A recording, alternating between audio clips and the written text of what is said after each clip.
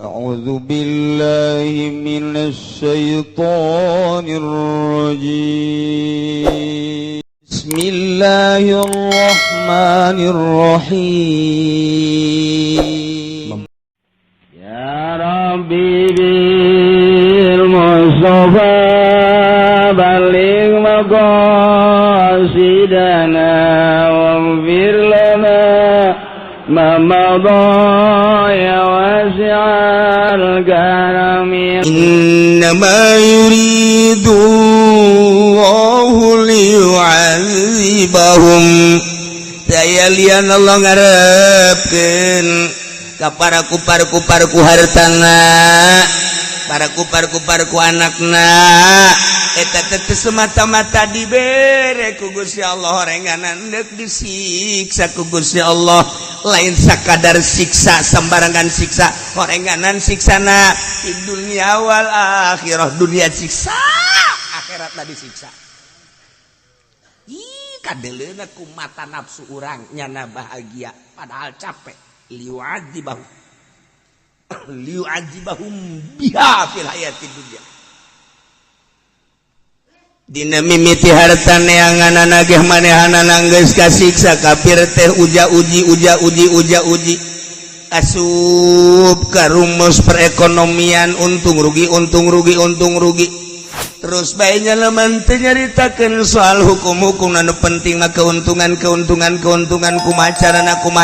kumacarana dibeakeun jeung dikerahkeun pola pikir teh jang sakadar ngumpul harta penting berang terus we istirahatna harta teh akal teh pikiran teh jang ngumpul dunia betus etik deh pikiran ke akhirat kafir capek mulai rada kumpul harta teh dibudakeun manehanana mimiti pikiranana jang harta kuari geus aya perusahaan teh material teh geus aya perusahaan teh segala limbah teh dan lain sebagainya mobil geus boga beki tambah pemikiran tentang dunia nyen satpam nyana kasinan bisi anu maling dirorowot ku pemuda nyeri hatena terus mobilna kudu make satpam ya urusan akan dunia wani mayar capek tah hirup kos kitu teh emang merdeka teu merdeka mulai berurusan sautak saeutik lantaran manehanana boga usaha teh di dinya aya kepala desa anu minta kontribusi lantaran nyana ngumpul harta teh berat make perhitungan aya pemuda Pancasila datang ka dinya teh lantaran ieu sahibul wilayah mau tidak mau kudu aya uang jago berat galuarkeunana capek hate teh siksa dunia ieu siksa harta eta kos kitu siksa hati mulai pajak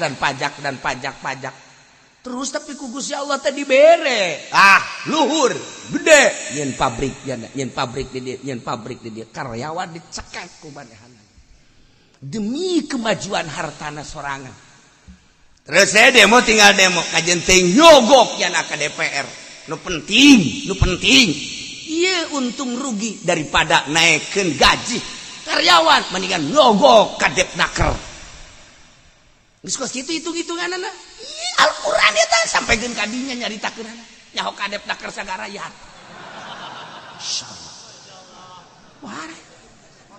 luar biasa ya Allah ya Rabb hitung-hitunganana untungan mana naikkeun gaji ieu jeung nyogok ka dieu seperti kos kitu tah nah aya polisi nu urak-wiri cakal polisina bayar amankeun buru amankeun geus kaluarkeun anu nakal kaluarkeun bayar harta mah kos kitu main nyana terus jadilah nyana hartawan jadilah nyana jutawan ka mana-mana diaping kahayana kos kitu harta mah eta teh lain merdeka capek eta teh nah ieu teh kade Muhammad dibere harta kitu teh istidraj disungkun ku aing latas tahsin ni'amana alaihim ulah nganggap bagus nikmatku ku aing dibikeun ka manehanana harta berlimpah ulah nganggap bagus ku aing kanikmatan nu dibikeun ka manehanana anakna jararadi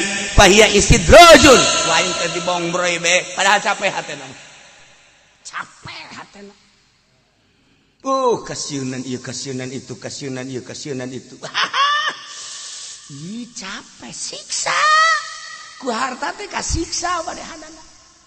Ieu di dunia di akhiratna wa tazhaqu anfusuhum wa hum kafirun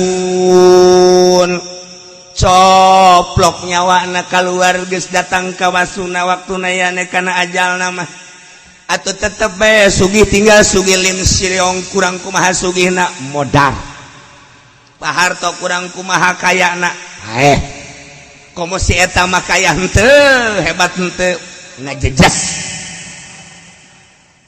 wahum kafirun wahum kafirun keluar coplok nyawa tina ragana lepas paeh karana wahum kafirun kafir disiksa makanya disiksa teh lain 1 tahun 2 tahun lain 10 20 tahun lain 100 200 tahun abadal abidina wa amadal aminin di dunia dibudakeun ku dunia ku harta capek nyakolakeun anak ka Australia ayo kudu sakola cak kafir teh di dunia teh urang kudu kaya raya ayo teu meunang aya gangguan sautak saeutik capek hate teh sakolakeun ka Amerika sigana senang teh capek hate teh mikiran harta mikiran anak sanajan jadi jurusan perekonomian hebat luar biasa bisa nyeun usaha deui capek kasieun dek nyaho-nyaho paeh na kafir siksa ku Allah di dunia jeung di akhirat kacirina secara kasat mata senang padahal tersiksa moal aya nama kudu sedekah jatuh nyahoon ka bab ganjaran moal aya nama infak jatuh nyahoon kana bab jariyah. Adapun kafir mereka masjid, kafir mereka pondok pesantren, mereka kiai, lain semata-mata merek dibalik merek dek menundukkan kekuatan muslim, dek menundukkan kekuatan mukmin. Akibatnya lantaran dibere sumuhun daw. Masa sih kafir cium tangan? Masa kafir cium tangan? Dek ditenden di mana ieu iman kiai lamun kiai na bae kos kitu atuh anakna deuk kumaha muridna deuk kumaha nu atak lamun aya kiai narima aju cium tangan eta teh jelema nu nyakolakeun kadinya nu masalatan ke kadinya bapana eta mah geus bae bapana tololna ge di atas tolol ti tolol ka tolol teh 2 kilo eta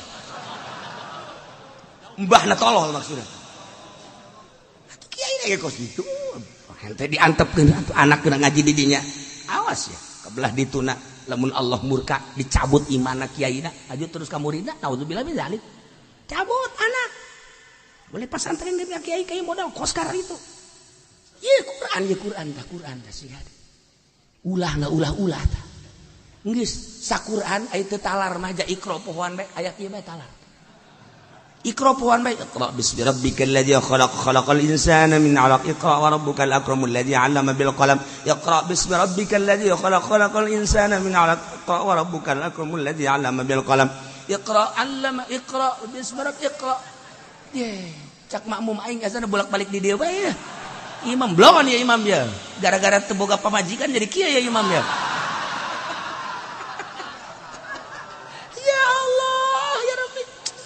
Masya Allah deres tamah masih kene baca Fatihah ya imam teu baca Fatihah Allahu akbar datang bismillahirrahmanirrahim qul ya ayyuhal kafirun aya nu naon kitu ngaran dedeh qul ya ayyuhal kafirun dedeh dahem lain naon sih mah nya lagi bingung emang naon dia bingung nya lagi tah aya nu di tukang al-Fatihah. Bismillahirrahmanirrahim. Alhamdulillahirabbil alamin. Tambah tahlil tolol. Ieu gara-gara teu boga pamajikan kos kitu. Madak imam teh hiji nu kasep, dua nu boga pamajikan, tilu nu sugih, opat nu pinter, eta syarat jadi imam Jumat. Maksudnya supaya imam teh tegep ngimamanana makmumna kabawangeunna. Kasep bacaanana bagus, pamajikanana geulis, bila perlu dua. Oh, siapa? Sugih, jadi jalan teu loba pikiran. Ngimaman teh khusuk. Sholli fardhu Jumat. Allahu akbar. Ngeunaheun kan tegep. Ieu imam anu bangsa, komo teu boga pamajikan mah. Kan aya dina hateun aing ira kawinnya, aing ira kawin. Geus lah jadikan imam kos kitu mah. Makruh.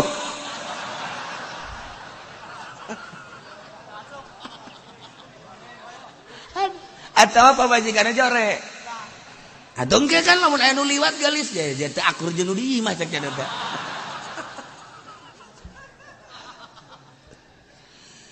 Ala tu'jibka amwaluhum wala auladuhum.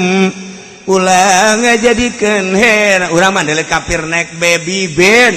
Waduh, tah ku sakieu bae ge. Dorakas ya. Doraka, malah tujibka amwaluhum. Berarti sia abong bro aya tah kos kitu. Ulah. Aya encek naik Lexus. Waduh, tah waduh eta teh dicatet ku malaikat jangka neraka. Ulah cek segitu. Wala tujib gambaluhum wala ulad. Mata kurang mimiti api-api heula bae api-api heula. Aya encek itu lewat naik Lexus, ulah di dalan. Nyana ngelaksonan apa lo? Laksonin gua apa lo? Lewat-lewat aja enggak usah klakson. Kecuali mobilnya kasih gua. Wah, tambah jahanam deh bae. Ulah. Urang dek galadenan ka kafir teh lantaran urang kabong boroy ku harta kafir. Urang dek lapan sepatu kabong boroy ku harta kafir. Urang dek jadi hadam kafir teh lantaran kabong boroy ku harta kafir. Nah, iya jelema anu kabong broy ku harta kafir daek ngelapan sapatuna daek sasapu daek rugi ge lain rugi letik-letik teh jelema je aya teh jelema anu jadi pangladan kafir barang ngaji ka dieu teh nyana kieu nyaceknya teh aya aing waduh jadi hadam kafir di akhirat can karuhan aing kuari galadan kafir balik ngaji ti dieu balik ngaji langsung manehna bebeja ka bosna bos. Ada abang mau, saya berhenti kerja. Kenapa kamu berhenti kerja? Enggak, udah saya mau berhenti. Ntar lu makan di mana? Ada Allah. Lu emang habis dari mana ini? Ngaji, bos. Iya bejakan bener ayat terang-terangan ya. Langsung. Bosnya datang di jalan lantaran nyupiran bagus, segala rupa namun ayat karusakan bagus. Manyana dibujuk tak bos dari Jakarta. Enggak, bos. Lu kan dulu mah ngomongnya sopan sekarang jadi begitu. Di depan kafir nggak boleh sopan-sopan bos.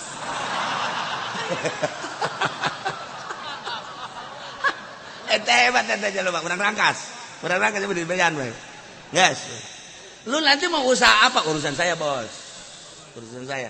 Lu kalau mau berhenti karena kamu berhentinya semau kemauan lu gua nggak kasih gaji lu. Biarin bos. Makan gaji saya sama bos semua. Kagetan bosnya kagetan. Kita iman torojol datang nambahan ka dieu. Masya Allah teh hayang segala di bawah.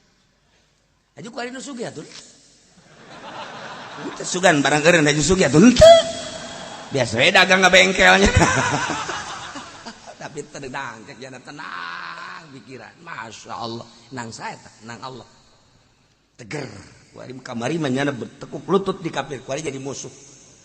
Bahkan jangan geus ngomong bae aya keributan jeung kafir golok miskin urang rangkas atuh pokona mah boro-boro kadung aing batur ge paing dicacagan sia urang rangkas Masya Allah ulah kabong broy ulah kabita ulah resep ka harta-harta kafir ke anak-anak kafir istidraj panyungkun ti Gusti Allah innama yuridullahu liyu'adzibahum daya lian Allah teh kitu ka kafir teh dihayukeun ku Gusti Allah teh ieu istidraj disungkun manehanana ku Gusti Allah sebab dunia adalah jannatul kafirin sakada di dunia nya masa senangan teh salin ganti awewe di hotel wajar sebab surgana engke di akhirat tinggal meuleumna bae tinggal dibeuleum diojaikeun di neraka. Urang makan iya di dunia teh urang mah sempit kadeleuna sempit sote padahal lamun naik derajat justru urang jadi merdeka sempit sote kehalangan ku larangan-larangan ketika urang dek mabok ayat-ayat haram tiga urang dek judi ayat-ayat haram tiga urang dek zina ayat-ayat haram tiga urang dek ngadahar daging babi kos tembang bae babi di dahar. Nyana ngomong sorangan, mendingan tembang jeung daging babi mana naonan cek nyana. Aya daging anjing japuh geuna. Nyana sorangan, da eta kan hebat eta nya. Hebat eta. Tah ngaji teh eta jadi pager ngaji teh. Nu tadina kamari mah daek mabok barang ngaji haram. Tadina daek judi barang ngaji haram pager tah. Tah ngaji teh jadi pager tah. Wari kosu sempit di pagar kularangan-larangan korenganan merdeka pikiranana jadi indah masya Allah karim nikmat terasa aya nu ngaping urang aya nu ngabimbing urang teh sebab naon eta teh tadi ieu biasana aing osok tapi barang ngaji tek dibimbing ku pengetahuan hasil ngaji nang saha nang Allah kamari daek keneh geridit kuarin teh garing teh lu itu geus bisa di over kredit nyieun anyar deui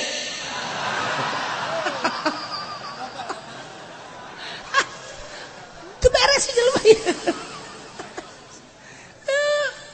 Masya Allah larangan nginget jana aing ieu hirup sapoe sapeting 24 jam di antara 24 jam teh anu pake nyambung ka Gusti Allah teh sabaraha jam lamun waliullah mah ulah aya goplah sadetik samenit ge ulah aya goplah ketika goplah ngerekanan diri sorangan ai awak sia teh cek wali pasti poho ka Allah detik eta menit eta jam eta aya naon sih sia waliullah geus jarekanan sorangan kadanan aing cara waliullah atuh keur salat aing teh bisa nikmat ibadah ieu kunaon ieu di antara 24 jam digunakeun pake naon potong sare potong leha-leha dan ngan sabaraha menit urang salat ka Gusti Allah teh 10 menit kali 5 berarti 50 menit aya sajam di antara 24 jam teh ya sajam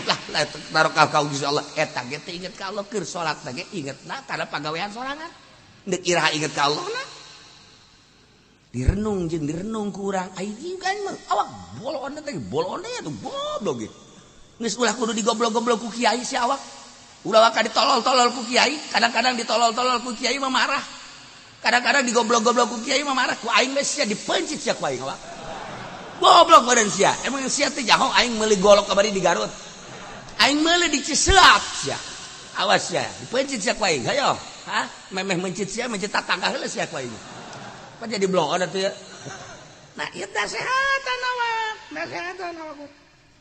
nasehatan 24 jam per hari kuari umur sia geus sabaraha umur sia kuari geus sabaraha awak geus aya cenah 70 mah atuh sia can bener-bener bae goblok teh sia huis geus di luhur geus dihandap je atuh sia mah jalamun dibukaan mah hideungan buk teh kabeh huis kabeh kaliang-liang irung pinu ku huis atuh kunaon sia atuh eta ai salat teh husu-husu ka mah goblok sia jeung hayang kawin deui tolol beureunan ieu nasehatan awak urang ih kumaha lalakona ieu teh sia singgal sajeungkal deui ka kuburan.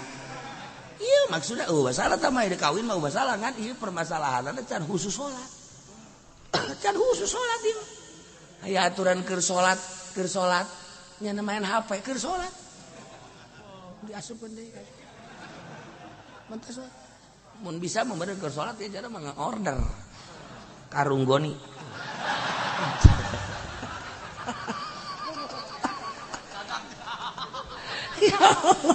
Gusti.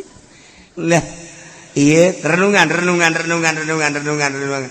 Makin membaik ke kadituna makin membaik. Nah, horenganan. Iya keur carita anu khusus ka Kangjeng Nabi ulah kabong broy ku harta kafir ulah kabong broy ku anak-anak kafir. Umumna majang urang kabehan lain ti kafir be horenganan harta mah jadi jaring kana kajahatan horenganan sumber tina kajahatan adunya rasukul khoti atin ca Kangjeng Nabi dunia teh horenganan pangkal sumber segala kejahatan dunia geus ngeunah-ngeunah kiai teh dititipan ilmu ku Gusti Allah teh deuk maca naon bae bisa geus puguh ambil jurumiyah sarap bisa aja mah patali jeung sarapna edan jadi sarap sepuguh alfiah johar makbul hadis Kanjeng Nabi Bukhari Muslim bisa sunan berbagai sunan Abi Daud Ibnu Majah Tirmidzi tafsir baca kunyana eueuh hiji hadis eueuh hiji tafsir nu nyaritakeun hebatna dunia malaya kabeh dunia mah adalah jahat Ra'su kulli khotiati dibacakan kunyana aja pinter kunaon atuh barang pilkada lah lu lumayan naik pilgub lu lumayan naik pilpres geus lain lu lumayanan deui tah mah popoharaan demi bangsa jeung negara cenah kiai lain masalah urusan ngajenengkeunana urusan dunia lamun aya anu endek calon bupati dukung kurang lamun pi bagusin nu jorena nu mana menta disumbangna jiya tuh dukung doakeun pi bagusin di budak teh ngurusan dak kudu aya nu ngurusan ayo dukung kurang tapi ulah nungguan pamerena cara kipudolina naonan ya gede henteu Bandung tuh nama bandera bae dipasang pada jasa ya Allah ya Rabbi Gusti rugi dunia akhirat tak kos gitu deh cenah teu menta ieu cuma mah dibere sia proposal naga aya di ditu tah ieu aya pilgub dukung ngan teliti heula ku urang rencana jeung rencanana. Iya jana jam mulai jadi lamun jadi gubernur rencanana neuk naon ieu ke masyarakatanana ayo kumaha nah dukung kurang doakeun kurang tapi ulah nyokot duit nah sakitu cenah tuh pugu kiai maksudna ge eta nu joren ku alipin lain haju urang cicing bae urang teu gadukung lain dukung degekeun ku urang rencana perpolitikanana, perekonomianana, perbudayaanana. Kadege ku urang teh eta untuk memajukeun bangsa jeung negara. Patali jeung agamana kumaha ieu teh. Jangan ajukeun agama mayoritas Islam kumaha langkah-langkah dan selanjutnya. Kaharti ku urang dukung ulah nungguan pamerena jeung ulah yang dibere. Eta kakarek jelema. Ieu mah lain keuyang-keuyang ka ditu maksudna teh kayak berkat doang.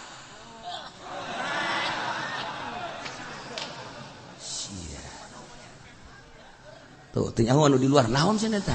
Sak aing di jero ngajina. Nu di luar tanya naon cenah teh naon. Hayo sia. Geus kumaha aing bae geus lah. Ieu mah keur carita dunia. Kabong broy urang ku dunia. Nah, mulai ngaji goyang. Karawang goyang neunah. Ngaji bapan beda. Mulai diliburkeun, mulai. Nah, ieu kagoda ku dunia. Kagoda ku dunia takos kitu tah. Mulai kurang eksis dina ngaji. Kaluarna lain bening deui, lain cahaya deui, kotor buat. Karena kolbuna teu dibersihan, keluar teh kapan kadengena mah kosora padahal eta kan sinar ilmu nu keluar sinar ilmu nu keluar lamun murni ngeunaheun kadengena mantak loba nu keur ngaji es eta teh aku ngeunaheun-ngeunaheunana campur jeung jurig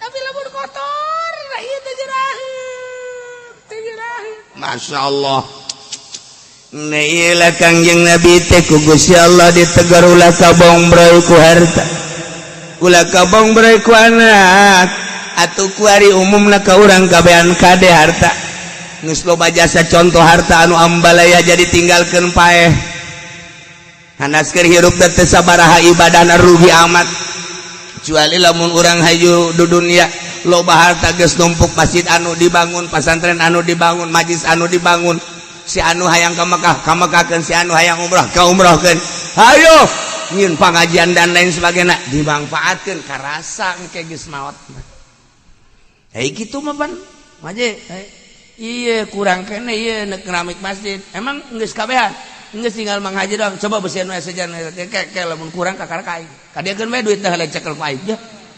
asana mah ka keramik ieu asal geus duit dicekel ku jana we atuh geus beres dipakai dagang heula. Masya Allah, istidraj ya harta sih ada harta. Loba jelema anu geus sukses di pemerintahan kagoda ku harta jungkel. Loba jelema anu geus sukses dina ilmu agama kagoda ku harta jungkel. Lamun kibar siso geus jadi waliun min auliya ilah 500 murid geus bisa hiber kagoda ku dunia. Di pemerintah datang nyumbang. Nah, guling dikurang kumaha contoh-contoh geus ambalayah dunia dan dunia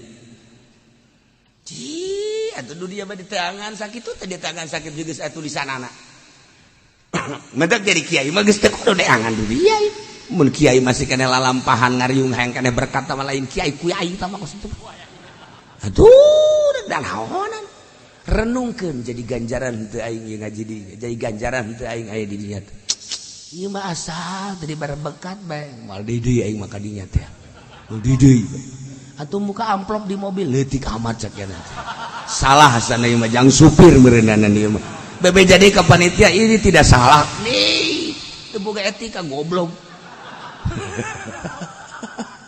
lain pudoli lain baturna di dunia nak capek ngurusan harta paeh nyawa keluar kafir berarti disiksa na fa yu'adzibuhum fil akhirati asyaddal azab ya Allah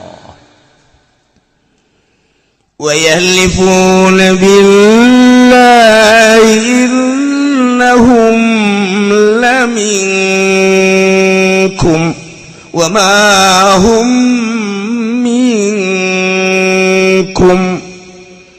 kufar munafikin tesararumpa ka Allah innahum laminkum bahwa manehanana teh aya di golongan aranjeun kabeh aya mukminuna di hadapan mukmin tesararumpa bahwa manehanana teh ngaku mukmin padahal mah wa ma hum minkum padahal mah teu sabakatul hiber acan nya da iman teu iman sama sekali masyaallah ieu ku ari di urang teh ya Allah anu pake dalil teh bineka tunggal ika kula sok mengamati kula mah HP teu boga TV teu boga tapi sok mengamati dengan dalil bineka tunggal ika kok anu di luar kamanehanana beh teu dianggap bineka tunggal ika berarti salah bineka tunggal ika kejang mengkelompokkan dirina salah anu dianggap lamun kiai henteu akur jeung jana dianggap teroris tidak bineka tunggal ika jadi dijadikan senjata bineka tunggal ika nah ieu teh kafir sumpah di hareupeun mukminun bahwa nyana ge ieu akur jeung nyana kelompok mukmin padahal ma wa mahum minkum teh tiga acan kafir ketika babarengan jeung mukmin nyana teh milu mensejajarkan diri adaptasi Wow, luar biasa nyana ngadempet mumin nyet berdekatan jeung kiai dan lain-lain sebagainya. Sebab nyana kan minoritas kana teh kudu berdampingan jeung kiai. Nganggapna ideologina sarua dan lain sebagainya sarua, bahkan make kopiah, bahkan make sampingnya. Weh, make samping, make kopiah, tasbih mawa kafir padahal. Kafir. Ya Allah ya Rabbi. Eta tah.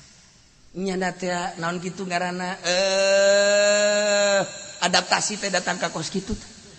Adaptasi teh datang ka kos kitu, ngomong lemah lembut dan lain sebagainya. Di balik eta teh padahal mah eta teh dek nyokot hate urang. Dek ngaluluhkeun urang. Ke satu saat urang bakal ditincak ku manehana. Wa yahlifuna billahi innakum laminkum wa ma hum minkum. Padahal mah walakinnahum qaumun yafraqun. Nyana pasar mah kaum anu sieun, kaum mukminin teh sieun sabenerna mah. Ulah-ulah yang naon kakarak dibere demo 212 bae ge. Sieun kafir teh gadege Allahu Akbar. Sieun. Eta ge encan nyaan eta kakarak lalaudan tah malalagaan. Kegeus nyaanna makan urang Banten teh geus moal make samping moal make calana sataranjang. Beuh, urang Banten emang kumaha kitu cenah mah. Pokona geus nu aya keris tarang haug ge dikeluarkeun ku cenah. Banten emang kumaha gitu. Iya Banten teh sejarahnya lain lalagaan terkenal di luar negeri, di Belanda teh lain lalagaan. Banten mah pokoknya mah geus teu nyaho nasehat kana mah asal perang geus. Banten mah kos kitu cenah mah. Henteu geus teu nyaho eleh teu nyaho menang pokoknya mah aing mah geus teu nyaho naon mah ka Jakarta we gelut we pokoknya mah. Mun ditanya dek ka mana Jakarta, dek naon gelut. Ieu ngagelutan sa pokoknya saha bae. Banten teh bae. Puguhnya rumah Banten mah. Iya, tugas orang Banten tarurun. Nah, kamari kan can tarurun, sama kakarak lalagaan doang. Awas, deleukeun coba lamun Banten geus turun ke Jakarta, membabi buta ujianana. Kuari ge aya nu geus ngasagolok bae. Kadang-kadang anak dan coba heula, coba.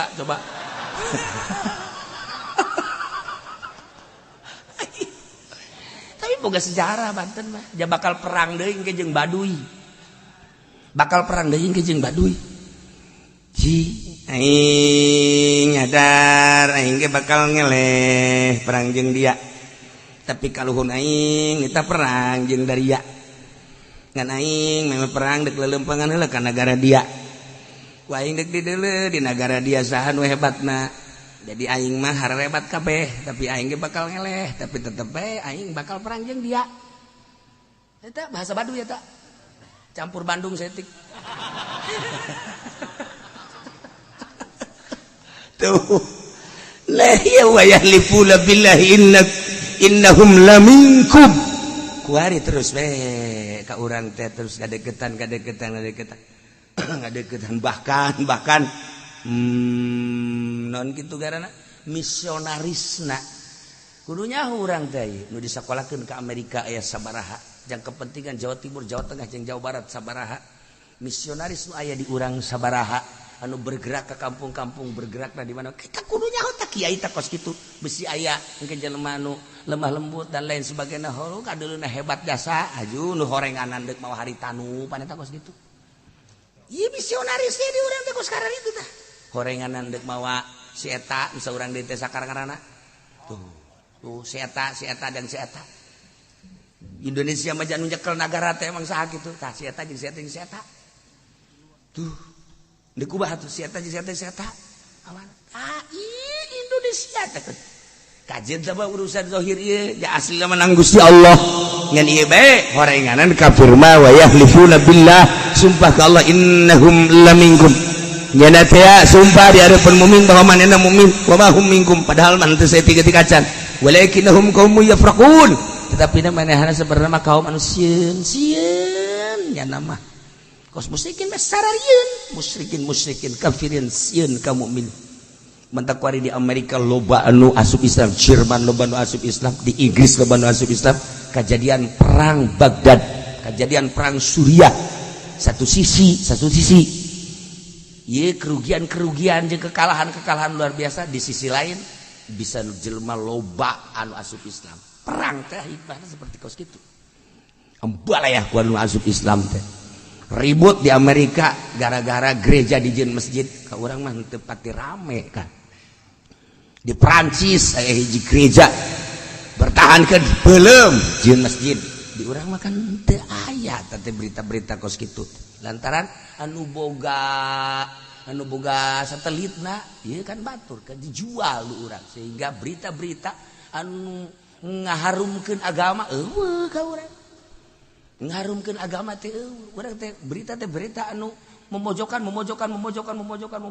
Masya Allah. Padahal mah di Amerika kuarin asup Islam loba. Orang gedean ke asup Islam.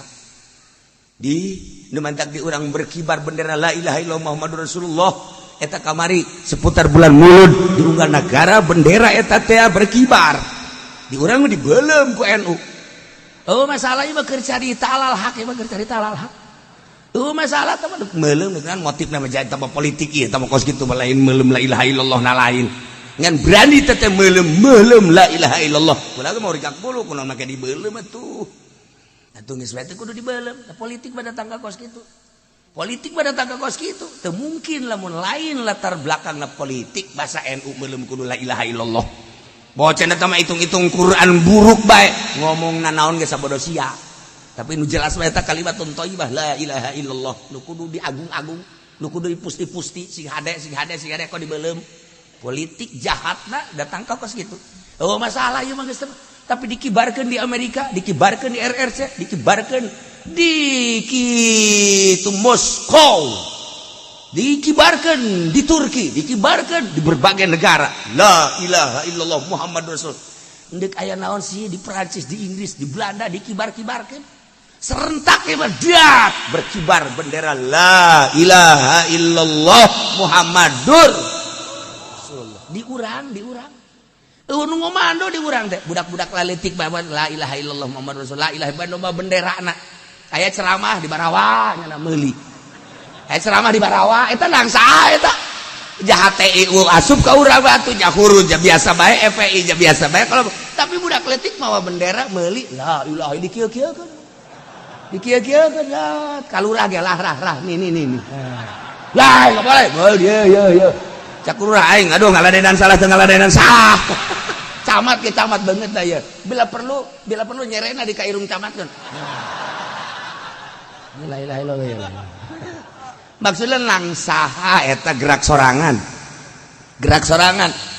wallahu alam dibalik ieu kumaha ge sok renung bae kula sok renung bae ji aya naon sih ke budak-budak leutik mau bendera la ilaha illallah Muhammadur Rasul beureun budak leutik nah hayang ka sorga. Sebagian orang NU meureun embung ka sorga. Atuh teh yang kitu bae meureun. Ye, cenah tah mah sapira naon? Ja urang mah anu dianggap ieu mustika ja urang mah embung ngahinakeun embung meuleuh. Eta mah cenah politik berarti sia kuari ieu keur dikuasai ku politik teu bagus tinggal kitu bae lah. Atuh tinggal dikuasai ku politik teu bagus atuh bakena naonan atuh bakena daya kanan. Kira-kira atuh teu bagus mah politik ulah atuh steril atuh. Ji urang bilu deka mana moal kebaldekan bae urang. Tuh kaget sia kan? Aing ge kaget.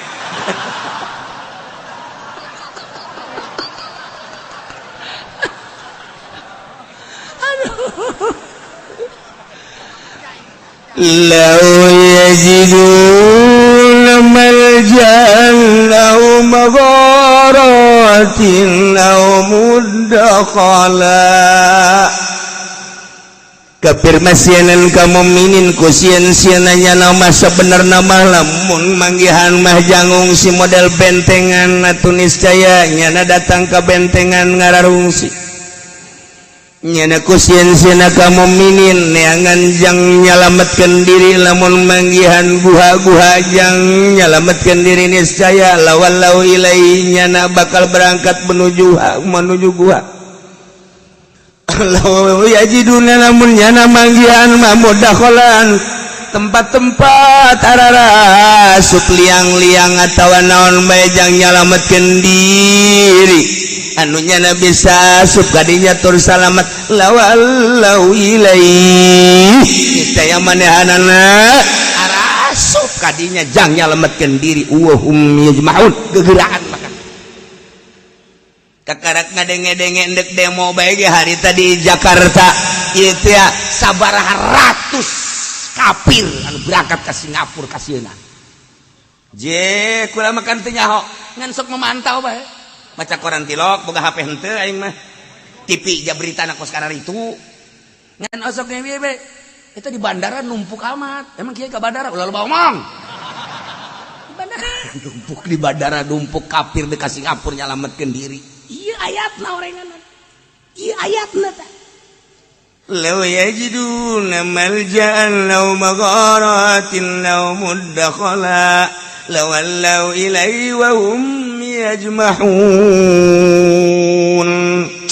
nu manta kafir Amerika nyeun Apollo di luhur teh eta teh ajang ngajadikeun malja'an deuk ngajadikeun malja tempat ngungsi ketika engke bakal perang dahsyat di alam dunia pemikiran manehanana engke orang-orang Amerika orang-orang gedean dek dibawa ke luhur melalui Apollo dek cara ricing di luhur pemikirannya kan seperti eta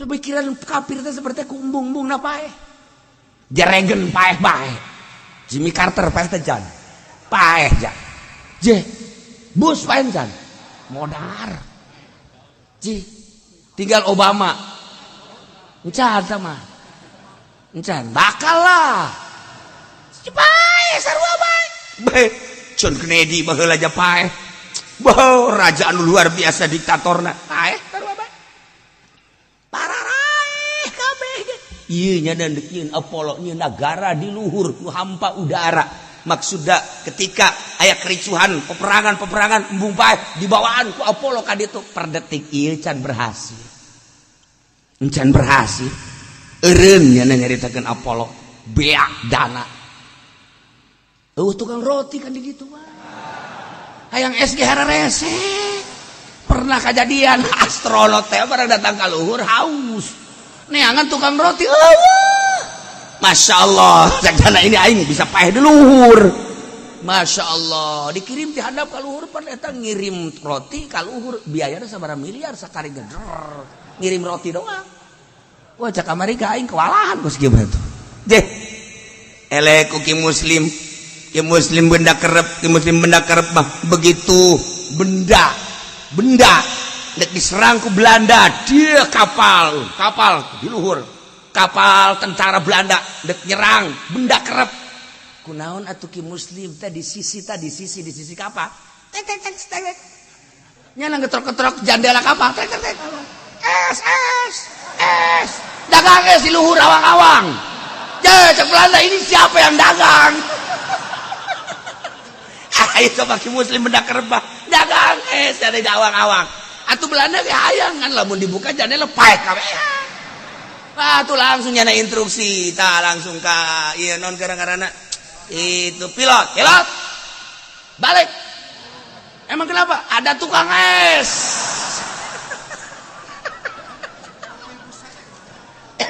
aku baca bayu muslim aja kos kitu teh muslim benda kerep Masya Allah nah udah kula masuk ada gendongeng abah eta pohara amat lain jelema leutik berarti ki muslim teh anu diijazahan langsung ku Syekh Syarif Hidayatullah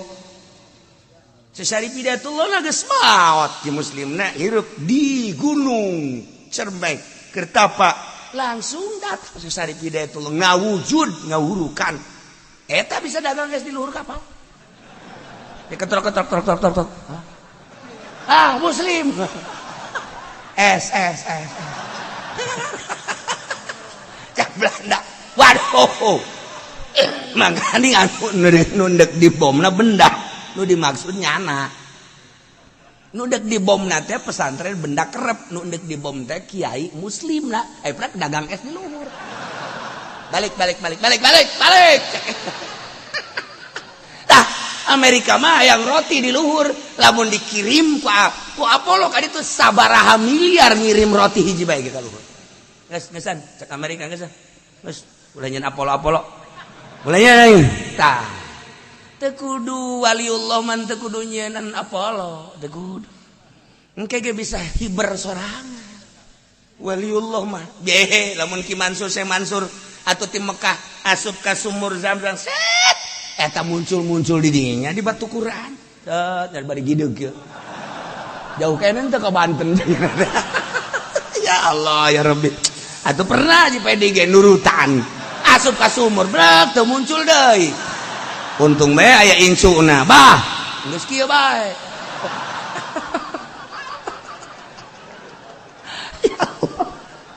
la ya wa yahlifuna billahi innahum laminkum wa ma hum minkum walakinnahum qaumun yafraqun sian la yajiduna malja lamun manehna mararangi jangungsi atuh ngungsi ka Singapura guari masyaallah puluhan ratusan Chinese ngungsi sieun aya urang Islam sieun teu kawan henteu lamun kemari ieu teu ditahanan ku polisi teu ditahanan ku tokoh asana Jakarta oyag jelema Banten ditahan Serang ditahan Tangerang ditahanan jangan bodok daratan kabeh ka ditu orok datang orok rok orok Banten maksudna atuh orok pandai gelang makan bagi sambel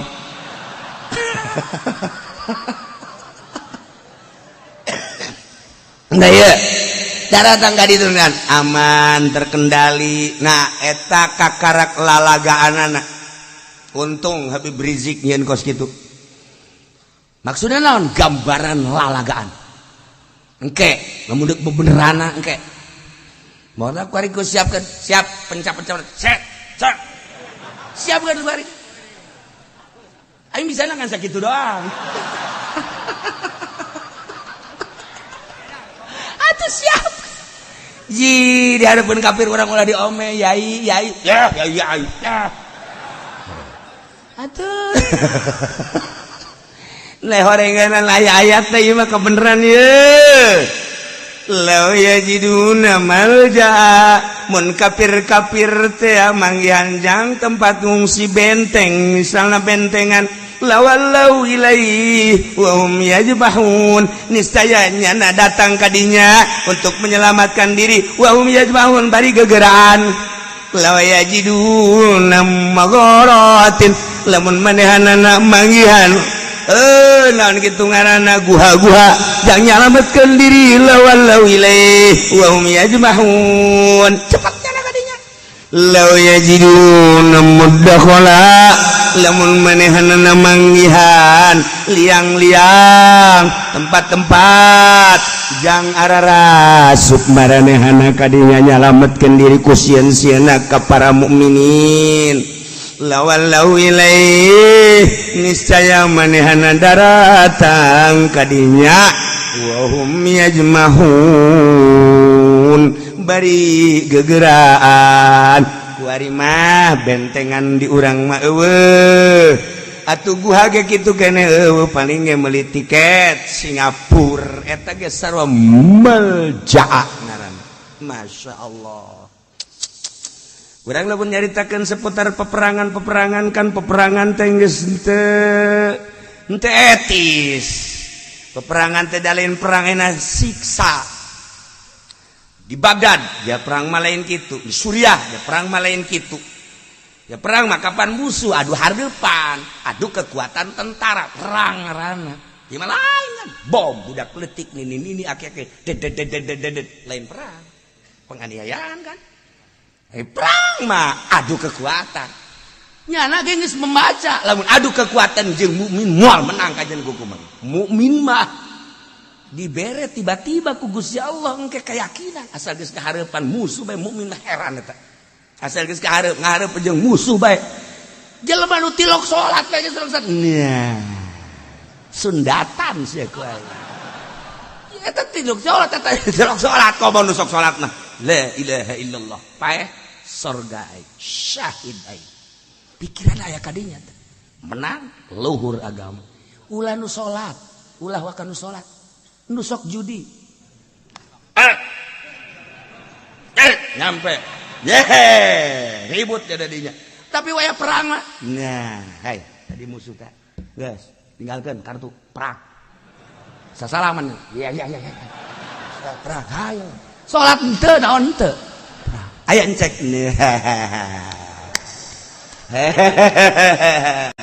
Cek. Hanya. Sial Islam. Madak adu kekuatan yang Islam. Ulah curang. Eleh di mana-mana. Tesieun ku tentara Amerika ya lah. Tesieun ku tentara Moskow Amerika asal ulah curang. Adu kekuatan. Kahayangna Islam mah. Kahayangna Islam dipapatkeun. Sian yupan eta emang naon dibaca? Eueuh. Heuy, aya ge diupan mah anu dibaca henteu aing mah nurutan bae mah. Tarolol budak Indonesia mah kos gitu. Geus teh orang perang teh jadi lalagaan. Perang jadi lalagaan. Ya Belanda emang kumaha gitu. Ye, pakai lalagaan perang teh kurang Indonesia mah. Nah, ieu lamun adu kekuatan, adu hareup kahayangna kom orang Banten. Urang Banten, urang Madura, urang Jawa Timur, urang Palembang, urang naon gitu ngaranna itu tuh Aceh, adu hareupan jeung kafir kahayangna nya. Itu kamari urang Banten anu cicing di Aceh, urang Banten cicing di Aceh. Haju ku urang Aceh teh ku naon kana? Ku gam. Manehanana kan dicurigai urang Banten. Diseret berapa tadi mah alal hak diseret set begitu diajak ka leuweung teh seserian begitu diajak ka adu kekuatan hayo boleh saja gelut heula ieu mah gelut diajar lain lalagaan gelut ieu mah bebeja jelema ka kula gelut ieu mah eleh itu belum ada apa-apanya saja Banten sial tak kebenaran nu diseretna dijago deui aduh kebenaran jasa eta atuh lamun Banten sieun mah nu diseret atuh innalillahi wa inna ilaihi rajiun. Wassalam, selesai geus. Eta ku kabeneran nu gagah deui nu diseret. Watu tenar ku hari di Aceh teh ku hari teh tenar Banten. Eta orang Banten kabeneran jasa masyaallah. Adu kekuatan lain hiji lain dua. Hiji dua tilu atuh nyana sorangan menang. Ada bebeja ka kula eta kula ustad bingung kula ge